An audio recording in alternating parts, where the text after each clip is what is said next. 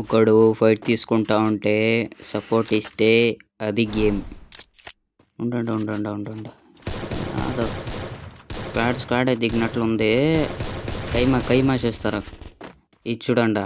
ఒకడు వలలో పడి ఇంకొకడు తప్పించుకుంటే అది గేమ్. ఎగ్జాంపుల్ ఇప్పుడు చూస్తారు కదా మీరు. ఇప్పుడు చూడండి, ఒకడు దిగే మిందే అల్టిమేట్ ఎవరో అట్లా ఒకడు వలలో పడి ఇంకొకడు తప్పించుకుంటే అది గేమ్.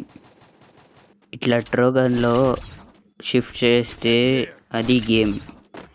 ఇట్లా డ్యామేజ్ ఎత్తితే అది గేమ్. కానీ ఇట్లా కిల్చర్ ఎత్తితే అది మాత్రం గేమ్ కాదు, అది తప్పు.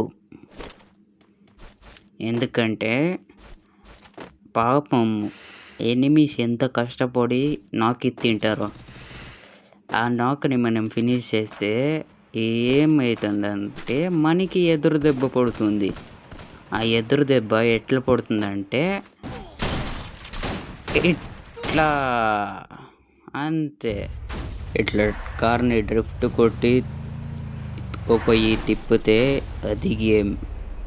ఇట్లా మళ్ళా పల్టీ కొట్టిస్తే అది గేము. మళ్ళా కొట్టిస్తే అది గేము.